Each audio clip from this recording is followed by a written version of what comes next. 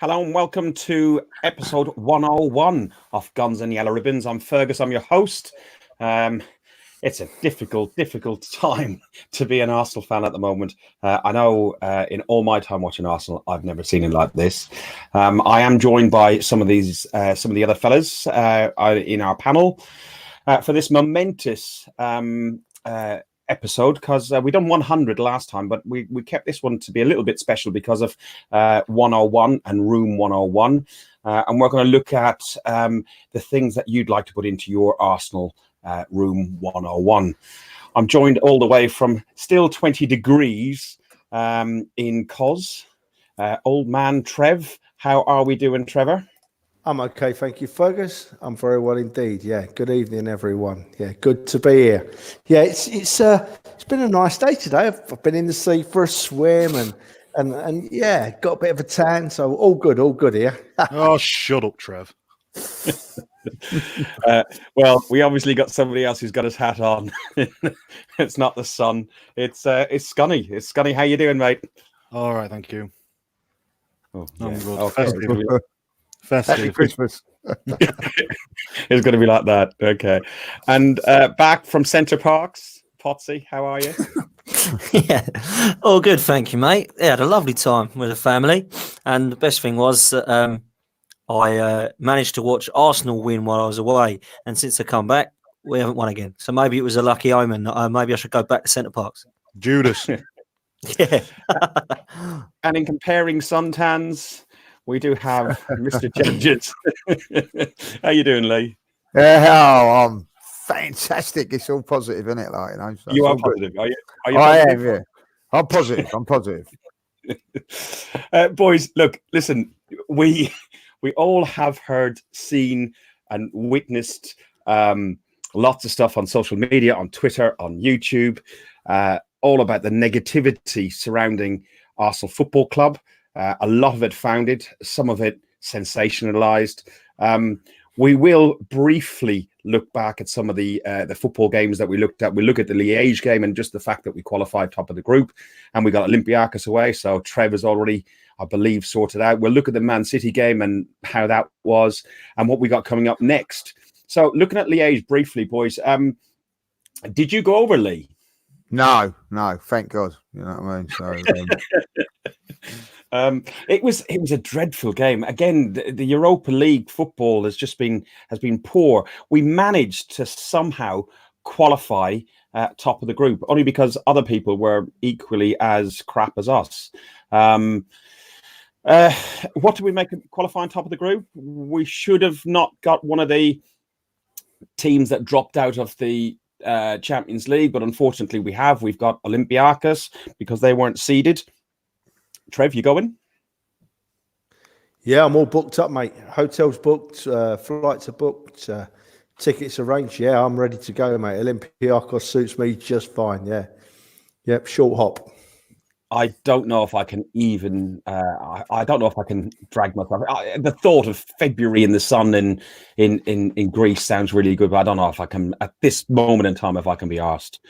Lee, you gone over? It won't be warm. Sorry, Lee. It won't be warm in Athens in February, mate. It won't be warm. It'll be like jacket weather, I'm sure. So, yeah, you're not missing much, I wouldn't think, weather-wise, Fergus. Lee, you gone over? No, I'm protesting. Protesting. I am protesting the Europa League. I'm not going to any away games in the Europa League. I said this last season, and I didn't go, and I'm not going to go to none as well. I've been protesting since 2000, mate. So yeah, you're all right. You're not the only one. I've got to start somewhere, and that's where I'm starting. Why not? Well, we'll touch on protesting as well, Lee, because myself and yourself have been engaged with a few, I think there's a couple of Tottenham fans as well on Twitter, and just about what's happening around the club and the week here and stuff. And we'll touch on that, but we'll just finish around the football first. Potsy, what do you make of the draw? What do you make of qualifying? Interesting to hear what you have to say. I'm happy that we qualified and won the group, but I don't particularly think that we've been playing too well in this competition. I think the early stages we did. I was looking forward to the youngsters being given their chance, and at the start it was 4-0, 5-0, and our goal difference was great, but the last couple of games have been really depressing, and it's just the way that we're playing at the moment. I won't be going over there. I don't go to many away games. I'm certainly not going to be able to book up a hotel and get over to Greece. I'm not quite as committed as Trev, the absolute legend that he is. So I'm going to knock it on the head. But I personally feel like this draw, I don't really get it. I don't really understand what the point of winning the group was when we can get Olympiacos who come down from the Champions League. I don't understand how it all works. But really, the competition for me is there's 4 or 5 teams in it that I think can still beat us, and Inter Milan are one of those. I still think Roma are going to be hard. I think obviously Wolves and Man United are playing well enough to beat us at the moment. So I'm looking at a few teams there worrying and thinking that this is going to be probably harder than last year when Chelsea had one player in Hazard. We've now got a few teams that can beat us. The reason that Olympiacos, we faced Olympiacos, of the 8 teams that dropped out of the Champions League, 4 of which are seeded and 4 weren't. I don't know exactly which ones were the seeded ones, but Olympiacos obviously weren't. I think Inter Milan and I can't remember. So we got a few people in the chat. We got Richard Butler, hello mate. We got Raoul back again. We got Lyle, Ben, and Timsky. I'm shit at pronunciation of names. So something else that was absolutely dreadful was Sunday. I got the train down on Sunday. I thought, yeah, okay. I didn't go there with a huge amount of hope. I went there with hoping that we'd probably get a 2-2 draw. Trev, I know you never want to go against the Arsenal, and what you will say publicly and what you think privately will be 2 different things sometimes. But, you know, what did you make of the game? We had 1 shot on target. Louise looked absolute shocking. What did you make, Trev? Played off the park, weren't we? First half. Do you know what, boys? For the first time since I can remember, I didn't watch the second half. I turned it off. Went outside and sat in the sun for half an hour. We just played off the park. The key to it all for me, there's 2 keys that it's the same old problem. Firstly, we haven't got a defence. And I said, funnily enough, you just mentioned it. As I said after last year's Europa League final, I compared Chelsea's talisman and who's meant to be our talisman, and I did it again against City on Sunday. I compared our talisman against Man City's talisman, and City had De Bruyne. We've got Mesut Ozil. I don't need to say any more, do I? You know, we're only, you know, you swap.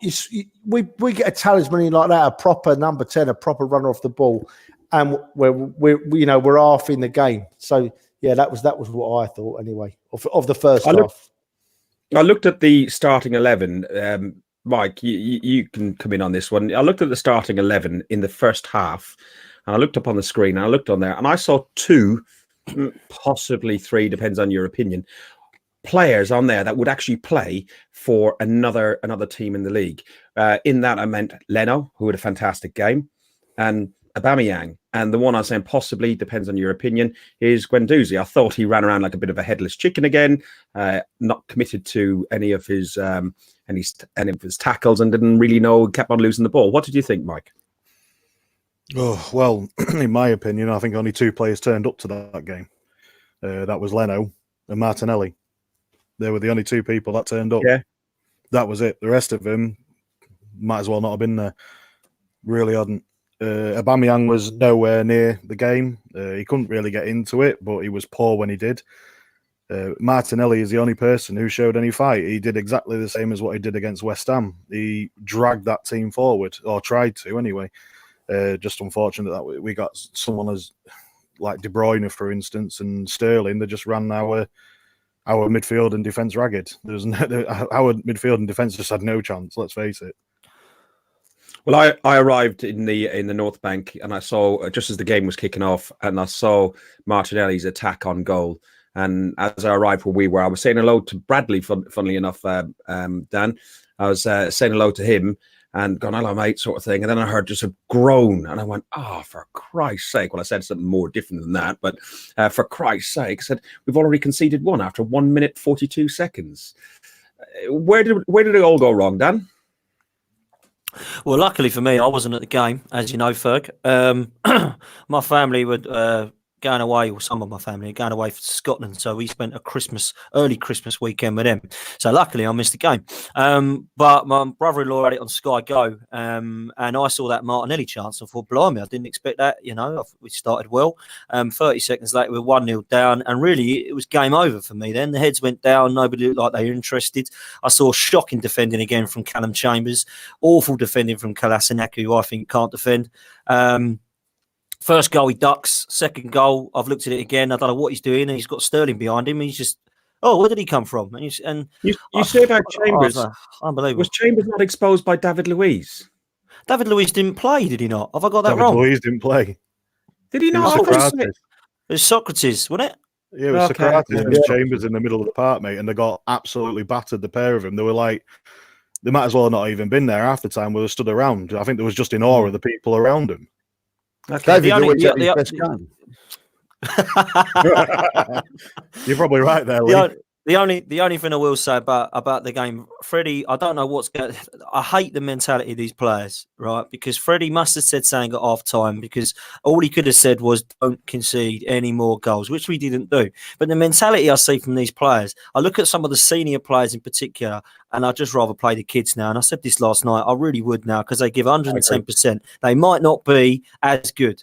Yeah, there's no denying that Joe Willock is not Mesut Ozil, but Joe Willock will give 110%. Mesut Ozil will not. I'd rather be playing Saka at left back if he's going to be putting in performances that give 110% than that useless idiot. I'd rather be playing the likes of Martinelli. I'd rather be playing the likes of Guendouzi.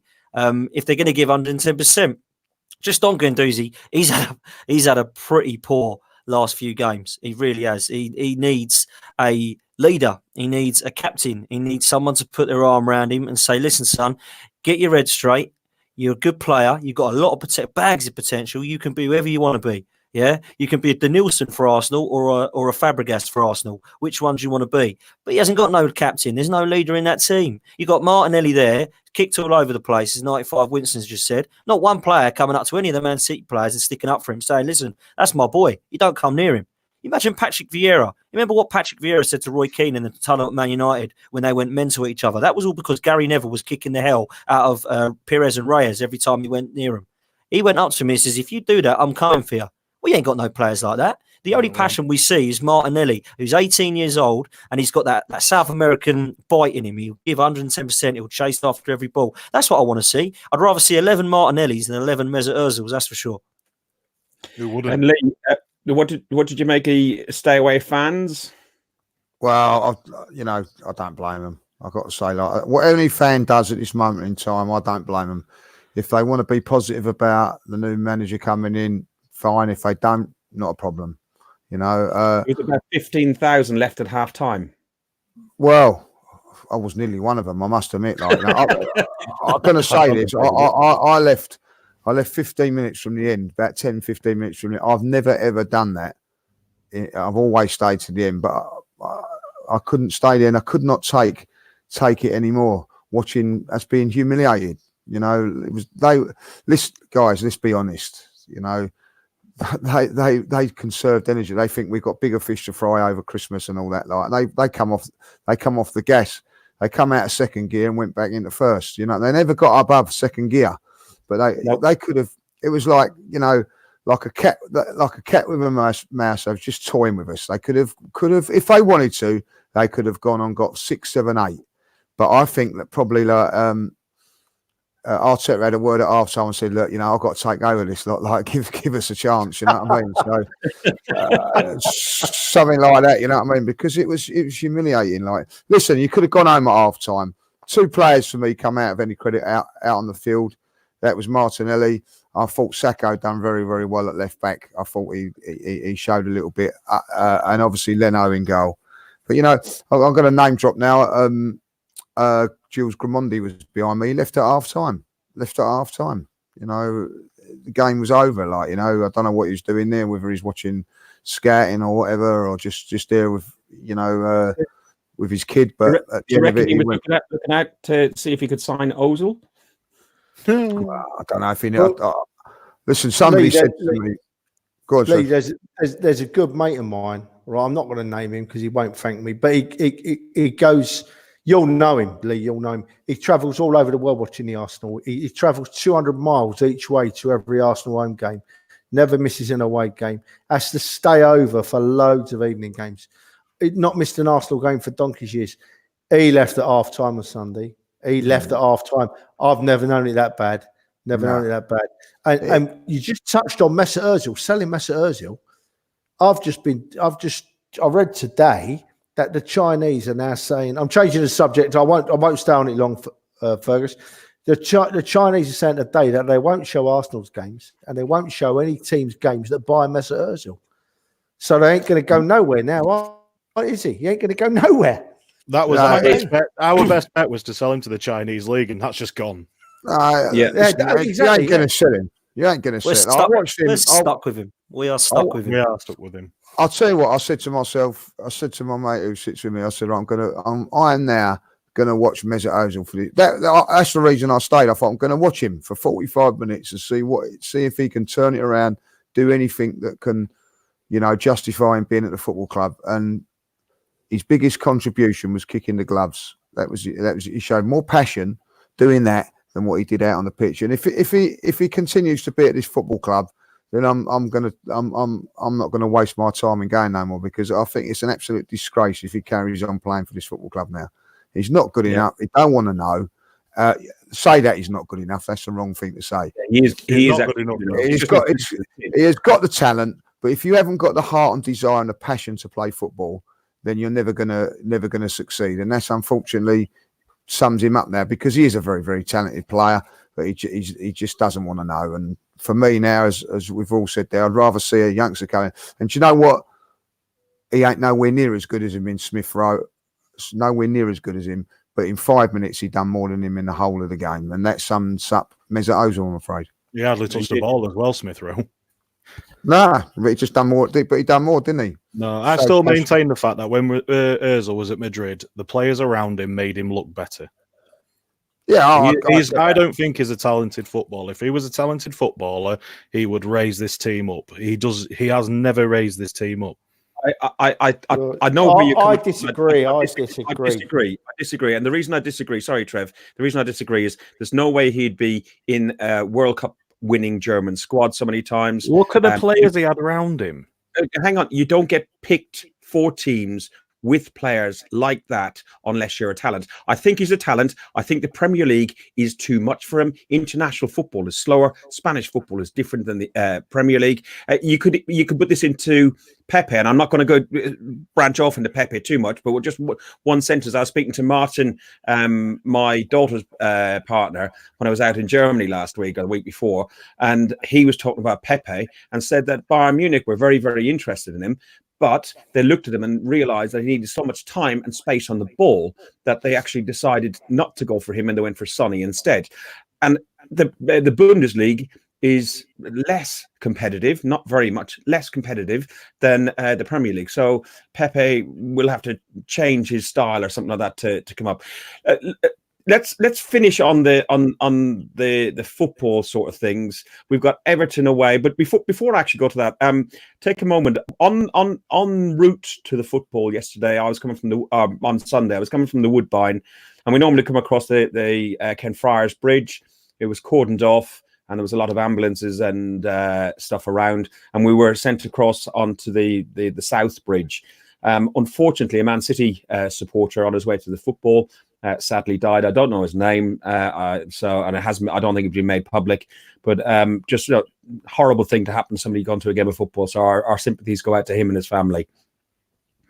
Everton away next. Ancelotti or Duncan Ferguson. Duncan Ferguson will have.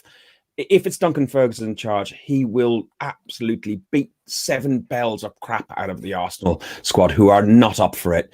But that aside, if it's Ancelotti, are Everton showing more ambition than Arsenal Football Club by appointing a proven manager who's won lots of he's won with Chelsea, Real Madrid, etc., Champions Leagues and FA Cups over us, who we are rumoured to be appointing. Now, it's quite well reported that we should be appointing Mikel Arteta. I've heard it's a 3.5-year contract. He hasn't got a backroom team. Potsy, I know you've got something to say on this. If I was to tell you that Carlo Ancelotti has just signed a 4.5-year contract, he's been promised money in January. He's been told that he can have the money by Mashori. He's been told that he's got a centre-back that he's allowed to sign and a defensive midfielder that he's allowed to sign. You would think, blimey, Carlo Ancelotti's gone to Arsenal. No, Carlo Ancelotti's gone to Everton. And meanwhile, we're seeking Mikel Arteta, who has never managed a football game. Now, he might be a great coach and he might have great contacts. He might have great style and ambition to be a manager. That's fantastic. But I would rather him go to Everton and Carlo Ancelotti come to us. And then if it doesn't work out for him at Everton, then we think, phew. If it does work out and he's brilliant at Everton, then who's to say he can't be an Arsenal manager in the next couple of years? Carlo Ancelotti is proven. Carlo Ancelotti would sort us out organisational-wise. He would also attract players. He would be fantastic in the dressing room because he's a winner. He has managed the likes of Ibrahimovic, Pirlo, Seedorf, Ronaldo. He's managed players at the back like Paolo Maldini, Nesta. He's looking at players like Philipp Lahm. He's gone through Thiago Silva. He's got Buffon, Cech, Neuer as his goalkeepers. These have all won everything in football. He is a proven world-class manager. Now, people say to me he was awful at Napoli and they've only got 5 wins in 15.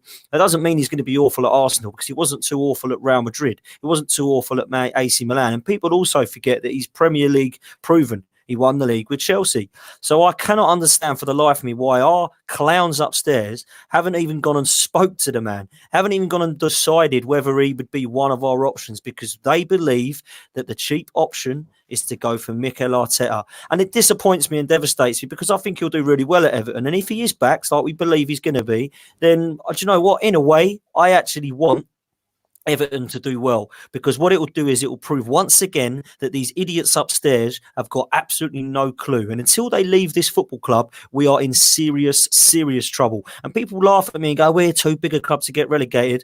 Trust me, we are not. You have seen bigger clubs. We are 7 points off top 4 and 7 points from relegation. If people think that that is funny and Arsenal too big a club, do not laugh, because I tell you what now, if the way we are playing is relegation form, it is not just a couple of bad games. This is honestly serious trouble for this football club at the moment. And it would not surprise me in the next 4 games if we do not pick up a win. And where will we be then? Near the relegation zone. Lee, I was followed in your footsteps. Oh, hang on, I've taken you out. Sorry, Lee, I took you out of the stream for a second. Hang on, the screen's gone around a bit funny at the minute. My broadband's gone a bit funny. Lee, I followed you on AFTV on my very rare appearance, but you were on there and you were saying very, very much the same sort of thing about relegation form. Do you think Mikel Arteta is the solution to get us out of relegation form? Answer that is don't know, because he's not tried and trusted. And the trouble is, you know, this is how I feel. Obviously, yeah, underwhelmed by the appointment if it is to be him, but I'm going to look on the positive side of it. Like, you know, this is a coach that can have maybe in 2 years' time could be having the Manchester City job. You know, if Pep Guardiola decides to go, he could be lined up for that. So from his point of view, why risk that to come to the Arsenal? So, you know, and ruin his reputation. He could also stay with Pep and have a cosy career for the rest of his career. So he's putting his reputation bang on the line for this, you know, and it could end up being a disaster for him if he's not going to be back. So if he's got any sort about him or whatever, he surely has gone to them and turned around and said, look, you know, yeah, I'll come, but I need this and this and that, because if I don't get that, why it damage your reputation of being this great coach with Pep and a chance to manage Manchester City in 2 years' time. Because if he's as good as what everybody's saying he is, as soon as Pep leaves, which could be a year, 2 years down the line, surely he's going to be in line for the Manchester City job. So he's putting all that on the line. That's what I'm hearing, that Man City, Everton and Newcastle approached Man City about Arteta as a possible manager because they do want him to go out and manage before he takes over after Pep. And they were encouraging the Arsenal move because they said that would be the right sort of club and culture, that they could bring him back then in a year or 2 years, whenever Pep decides to leave. That we're not a stepping stone manager thing, like, you know what I mean. That won't happen. You know what I mean. Like, if he comes to Arsenal, he's going to come with the projects and everything like that. Listen, it'd be absolutely mad if he, you know, when you go to these people, look, Pep Guardiola, he managed at Barcelona, went straight into the job, done the B team, went straight in. If they think you're any good, they bring him in. So I'm going to go down the thing of let's just see what happens. It's going to be positive. The thing with Carlo Ancelotti is that I don't think he's what we need. I know he ticks all the right boxes, but what we need is someone that's going to be young, vibrant, and coach players, not necessarily go out and buy players, because it's obviously we haven't got that sort of money. So we've got to make these players better. Now, he ain't going to make Mesut Ozil better, David Luiz better, and players like that. But the players that he's going to make better are the young and up-and-coming players that we've got coming through the system. We've got some good youngsters, making Martinelli a better player than what he is, Saka a better player. So I think at the end of the day, let's give him a go. I'm trying to be positive. I can see the reasons why people don't want to be positive. And on the downside of it all is, you know, and I keep going on about it, what we've done over the last 13 years to move to the Emirates. We've got a team that's got no world-class players, and now we've got a manager that's only managed a five-a-side. That's the negative side of things, you know what I mean? So, you know, and that's the downside. But I'm going to try and be positive, boys. I'm going to try and be positive. Go on, Trev.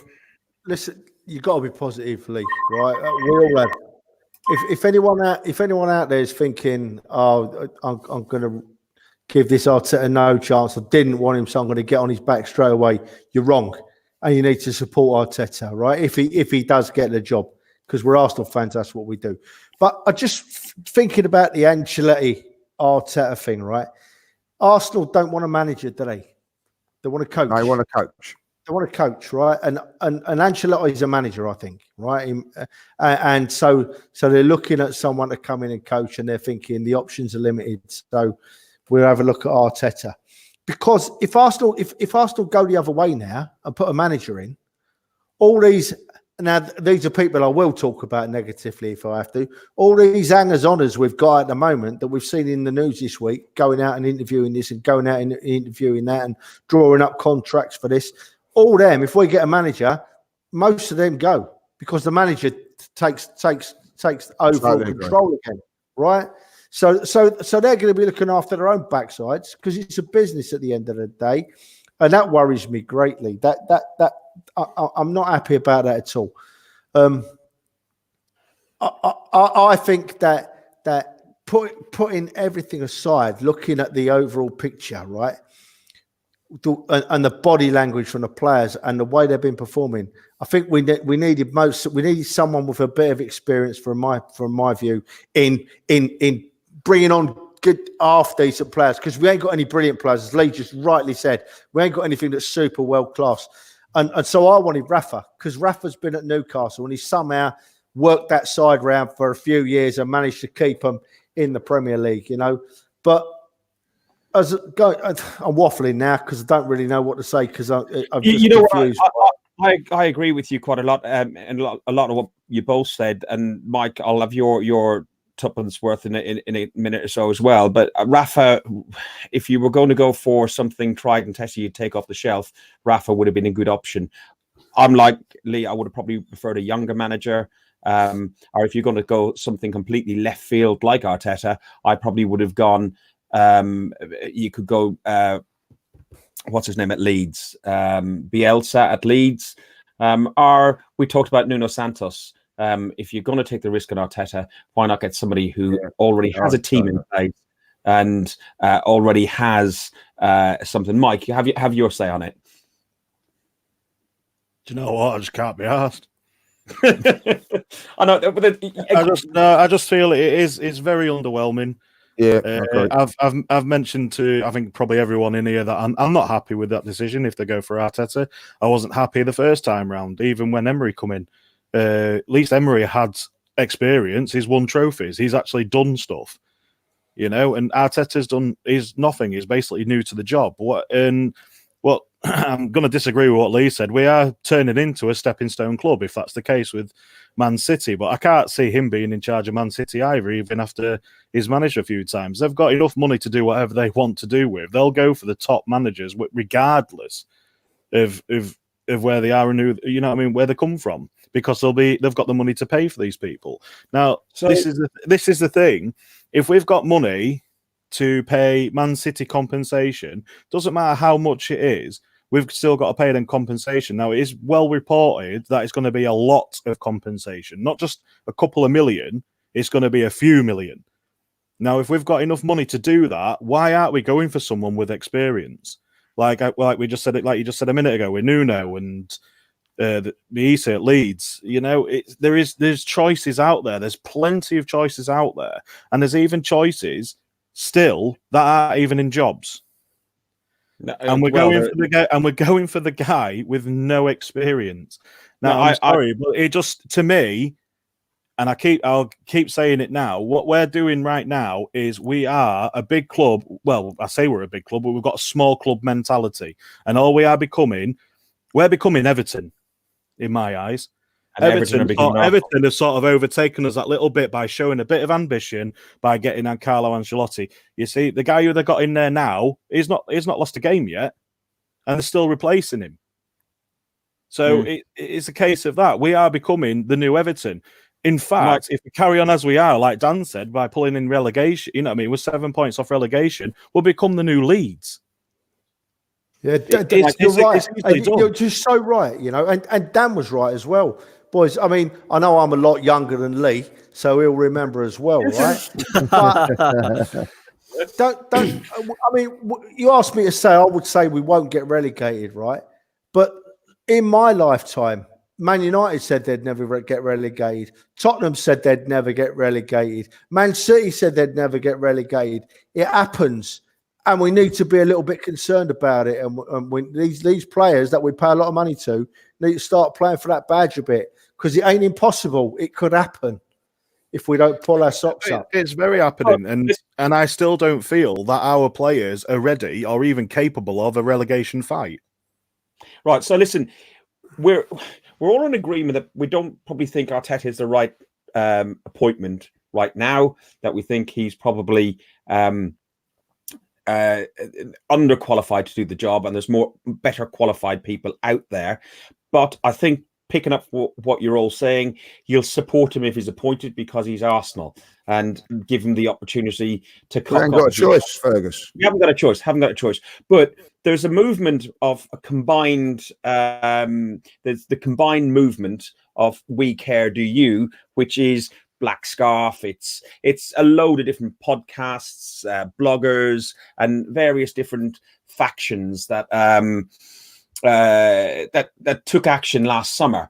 Do you think now is an appropriate time for them to do further action with a new manager coming in, or it makes it a bit awkward? No, get it done. Show some action.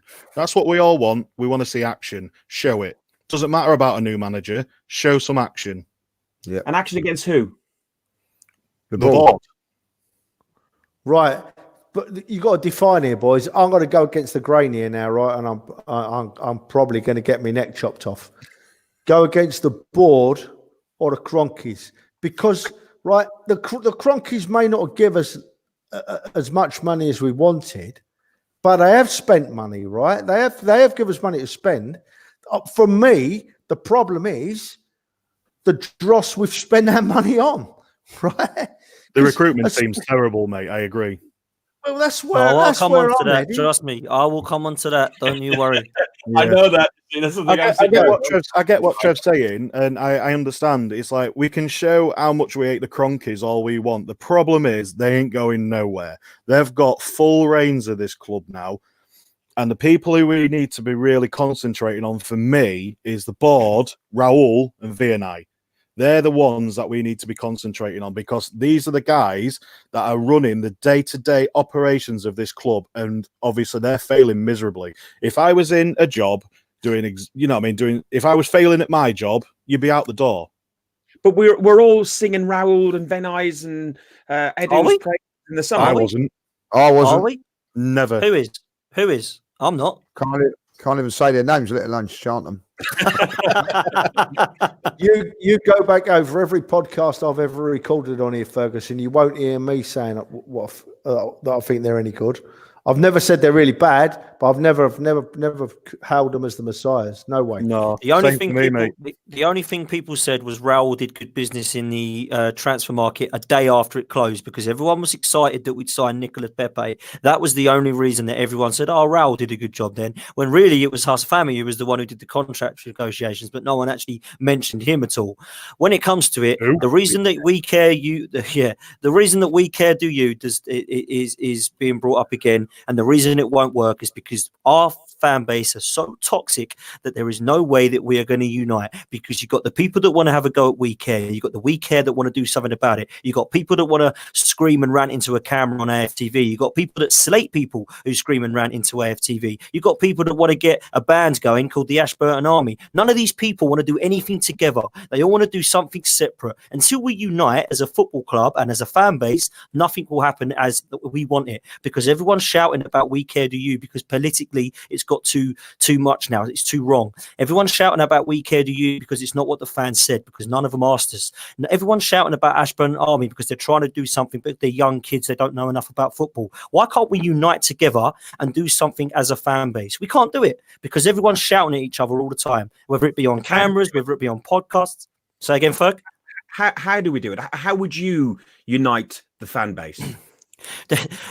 I think it's an impossible task personally now, because I think everyone's gone their own separate ways so much now that it's impossible now to unite, because everyone's either jealous of each other, everyone's opinion's correct, everyone's got the situation that they believe that you've got the fan base that will shout Cronky out, but they'll sit there 45 minutes before the game with their camera, with their 4 beers, with their 6 slices of pizza for 50 quid, and then shout Cronky out with a scarf around their neck. Preach. They're the problem. They are the problem with this football club. There's so many of them, and you've got so many people fighting against each other. We have a toxic fan base, and we have to accept that. It's very, very hard to unite people, which is what I said about We Care Do You. There is too many people out there that are so toxic, it's very hard to unite a fan base. I'm just being honest, boys. To go on with what do you know what you know? I'm going to say, sorry, mate. I'm just going to jump in quick. Sorry, Trevor. Really quick, mate. Go on, mate. To go on what you said a minute ago, how do we unite your fan base? I said it before and I'll say it again. We Care Do You had the perfect opportunity to do that at the beginning of the season. They failed doing that, and now I just feel they're just going to be another one in the background, like the rest of them. I don't think they can, mate. I think it's gone. They got 100,000 signatures on a petition. That was what they did. Amazing, but it went wrong. Look, sorry, Trev. Go on, Trev. There's only one way, right? We Care Do You can't unite the fan base.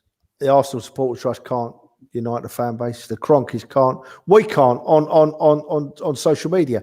The only thing that starts to unite the fan base is the team playing well, or not even playing well. The players showing a bit of passion. You know what I mean? Then the fan base comes around and we all get behind the team again. That's where it starts. It's got that bad. It needs to start on the pitch. But Trevor, if it starts well on the pitch and things are rosy and, okay, we're not always winning, but we're playing well and playing with heart and we're leaving it on the pitch when they come off after 90 minutes, they left their heart and soul on there, will people still want Cronky out? Or is it just a thing that every time we lose a game, we put a banner up? Listen, if we're winning games, we don't need Cronky out, do we? If we're winning games and we've got a great team and we're pushing, even if we're pushing for top 4 and we're all standing there paying our £1,000 a year or in the posh seats, £5,000, whatever it is, right? If we're watching a team playing well, no one they'll be calling for no one out. They'll be calling for no one out at all because it's happening. You know, Trev's got a great point there. He's got a great point. You know, but the reason you're not going to get the fans united in the match is because, listen, they've spent thousands and thousands of pounds following it all that. Like, we've got a championship defence, right? We've now got a manager going to put a manager in place that's had no experience. Now, did we all leave Highbury for that? Is that what we all left it for? And that is the problem, you know what I mean? Now, the Cronkies have got an opportunity now to, I think, to get everybody united by doing things in January. And the Arsenal fans have got a chance to reunite before January. It's no good protesting and doing things like that when the Cronkies are spending money on it. We've got to react now and protest now so that they then force them to do things in January. Because at this moment in time, the Arsenal fans, I think, I don't like using the word toxic because I don't think it is. They're just absolutely frustrated and been conned for so many years that there's a lot of anger because of it. And rightly so, boys. Rightly so. Well said, Lee. Well said. You know, I agree. I definitely agree with that because it's not just in the last couple of years; it's in the last 5 to 10 years. This has been going on. You know, it's got worse every year since. You know, what I mean, it's got worse over the years. So it's not it's not a new thing that's just happened around the corner. It's come along to this point now where it's boiled over. Yeah, and you know, listen, they've got a real, you know, let's see what the manager can do first. Let's see if he can. But I do believe. I know that what Trevor's saying. I think that you have to if things are not being run properly and they're not being run properly on the pitch, it starts from the top. The reason that the players don't care is because they've got an owner that doesn't care. That's how I see it. You know what I mean? Like, and the fans do care, but like, you know, the frustration of seeing somebody. You know, I look at Everton, like, you know. Bill Kenwright's there every single game, you know, so he feels the pain of the fans, you know. So what does he do? He goes out there and sacks the manager and gets in Ancelotti. Tottenham have got, you know, they feel the anger and the passion of the fans because he's there every game. What's he do? Gets rid of someone and brings in Mourinho. You know, we haven't got no one. We're, you know, I can imagine it, you know, they're sitting in America, wherever they are, LA or whatever, like, you know, the phone beeps, oh, Arsenal lost 3-0. You know, there's no, oh, all right, okay. So, you know, they might make a phone call. What happened there? Like, oh, David Bruyne was too good for us. Oh, all right, okay, like, you know, we move on to the next game. You know, this is not what it's about. You've got to have someone there watching it and seeing it. Because if they had someone in there watching it, boys, they would realise that our defence needed changing a year ago, 2 years ago. But it's still not been changed. 10 years ago. Raul goes to all the away games. Well, they might well be going to the away games, but getting pissed on the champagne because they're not watching the games, are they? Well, because exactly. This is why I'm saying we should stop concentrating on the, you know what I mean, maybe not concentrate so much on the Cronkies. I want him out. I want him out. Employed. All of them. They're balled out because they're not doing their jobs. Now, at the end of the day, don't you think it's a front of them people to turn around and say, well, I'll tell you what, we're going to sack you, Emery, because you're not doing your job, right? And they're sacking for that, but you're not doing your job, boys. Mate, you know that's what I mean? my point, so exactly. Someone's got to sack them as well, because that's what should happen. Because as soon as they sacked him, Kroenke should come around and go, and I would have turned around and said, well, why have we sacked him? Well, because he didn't have so-and-so, so-and-so, and so-and-so. So whose fault's that? That's your fault. Exactly. Right, see you later, you go as well. You know what I mean? Exactly. But no, that's exactly, my point. Exactly. And that is the difference. That is the difference between having a coach and a manager. If you have a manager, you sack a manager because he's managing, he's in control. But if you sack a coach because the team's playing bad, it runs deeper than that. There's roots elsewhere, right? That the root cause of that coach having a bad team, yeah, it probably lays a certain percent with his coaching. Obviously, it does. But the cause is deeper than that, and they need to look at themselves. Well, I'm going to pull this back because we're going to run way over what I thought. It's going to come into this one anyway, mate, to be fair. It was about 10 minutes on the football, and I think we overran on that. We're going to do Room 101, and Room 101 on here is if you get a chance to it's to put on the shelf your worst hates, and some of them have been touched on, and just wax lyrical about it. You got about 2 or 3 minutes. I've got what each person is doing, and I got the order on here that we're going to do it. Lee, you might as well carry on. Who would you put in your room 101 and why? I would put in my room 101, Mr. Stan Kroenke, because the reason that I would put him in there, because ever since he come to my football club, it's gone downhill, and it's gone down slowly and slowly and slowly when he had some sort of shares. But since he become sole owner, it has gone like a lead balloon down. It's getting worse and worse and worse. I want someone in my football club. I want an owner that cares. Now, I'm not necessarily saying an owner that wants to chuck millions and millions and millions of pounds at it, but I would like that.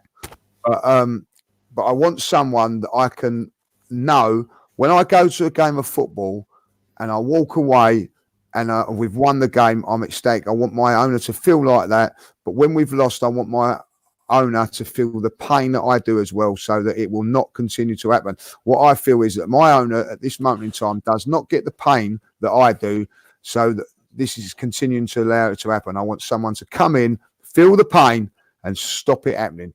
And that is why I want Mr. Stan Kroenke in my 101, wherever it is, locker. Okay.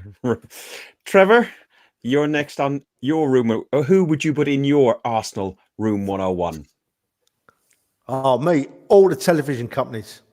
All the television companies, Fergus.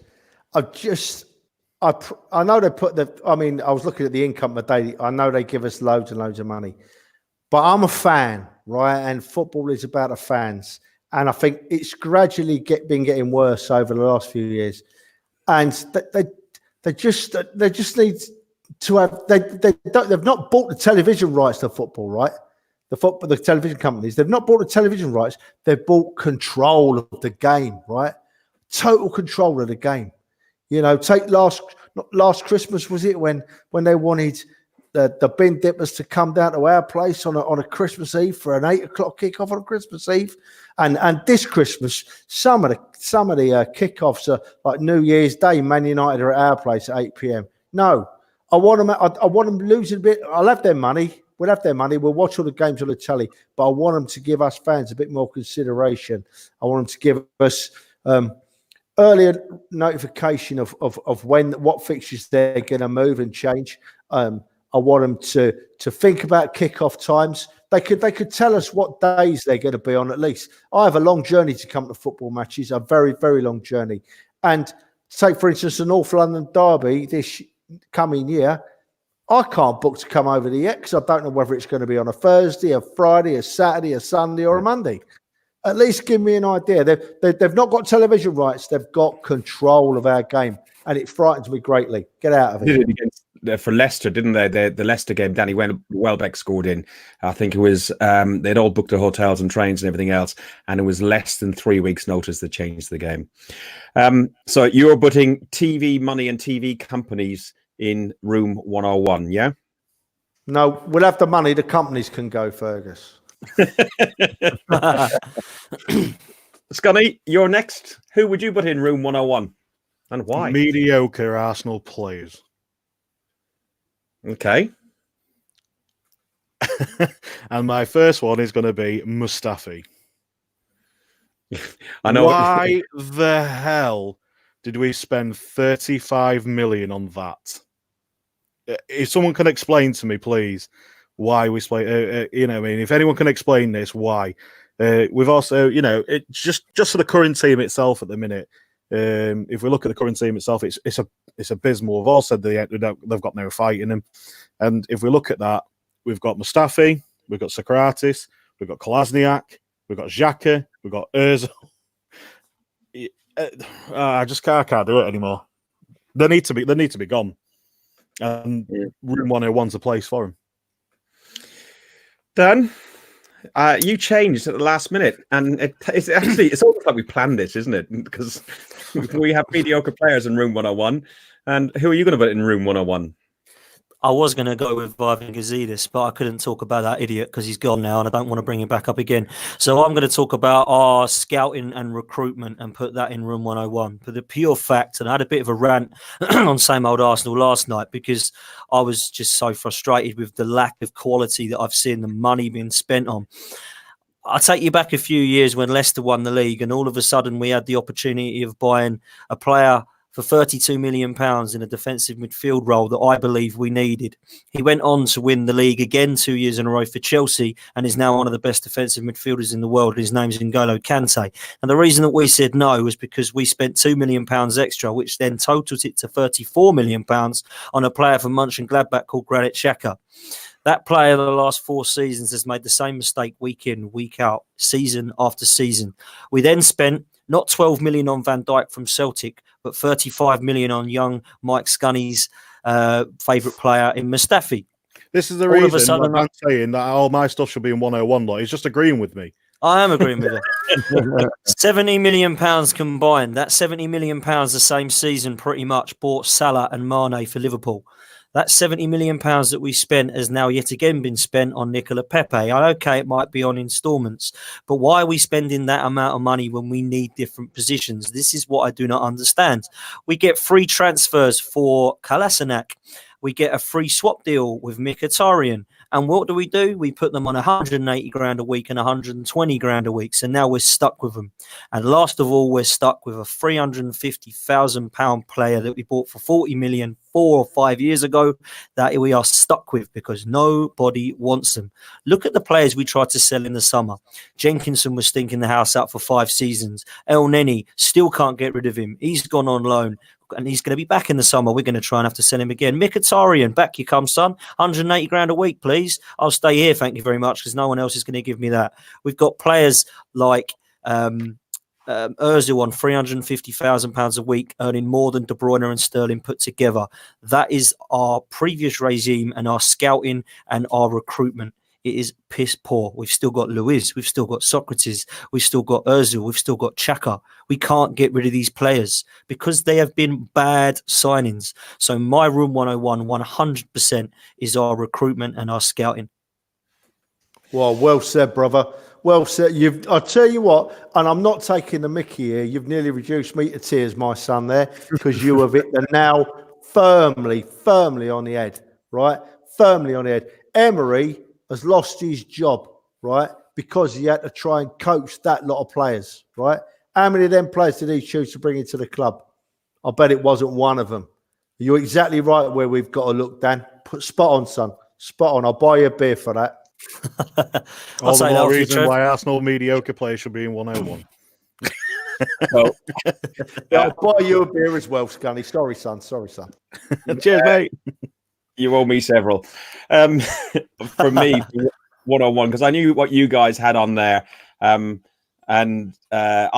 went for modern fans, or the fickle fans. As I said, I've done a drunken appearance on AFTV about 12 pints in the other night, and I asked Robbie Lyle, I said, will these fans, need about 1,000 people around him, will they be there if we got relegated, if we were 17th position or whatever? You support your club through thick and thin, regardless of what it is. It's not supporting a player, it's not supporting a manager, it's not supporting a name, it's supporting a club. And I just find in this day and age that fans are quick to get very toxic on social media, quick to jump in front of a camera. Okay, we're doing this, but we're trying to be a little bit more constructive. And they're quick to get on Twitter, Instagram, and just slag the club off, slag the players off, slag everybody off, anything to do with the club. And then we win a game and everybody's happy all over again. But no, it has to be a bit more consistent. So for me, I don't think I'm going to get them in there from some of the other arguments that have been put forward. But for me, the modern fans go into room 101.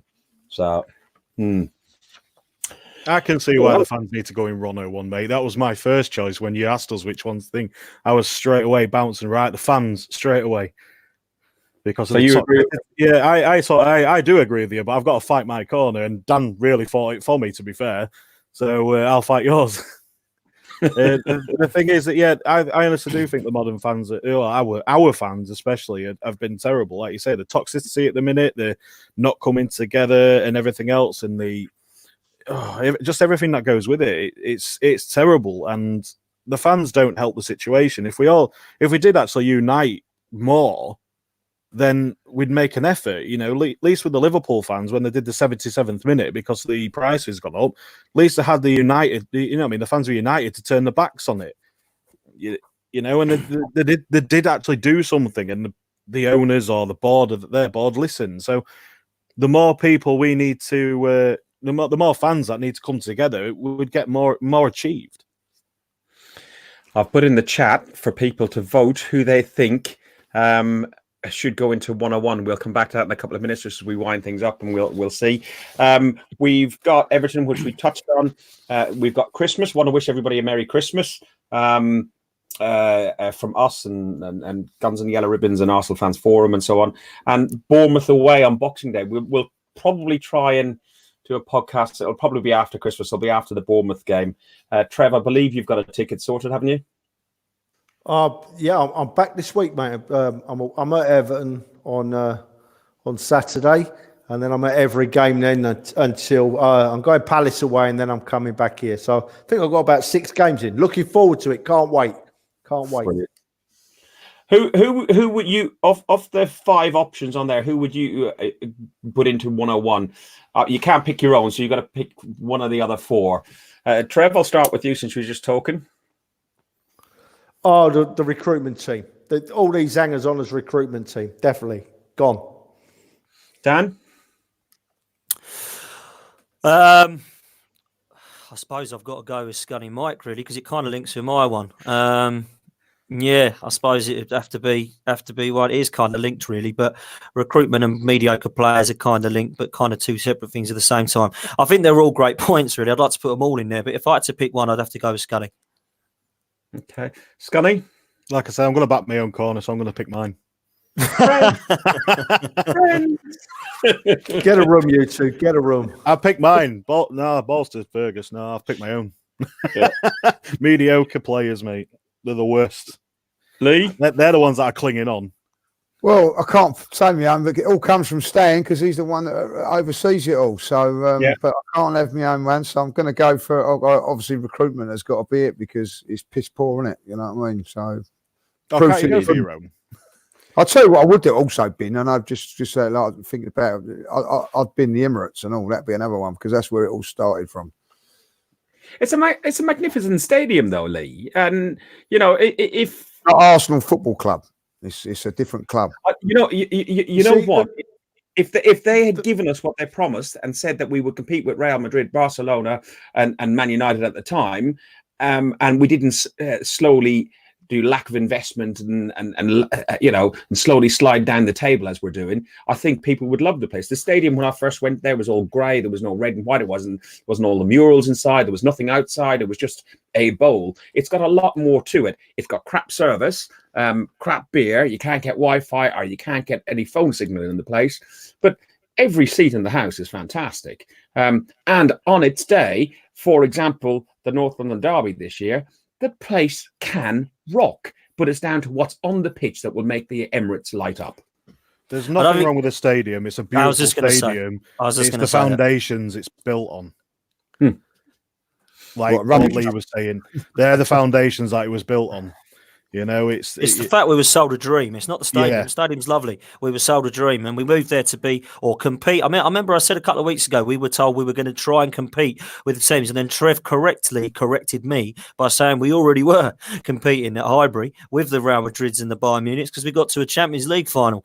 We've moved here, and we've turned into an Everton or a Palace, like Scunny said. So for me, it's gone downhill now, and it hasn't worked out. It's been 12 years of disappointment, if I'm honest.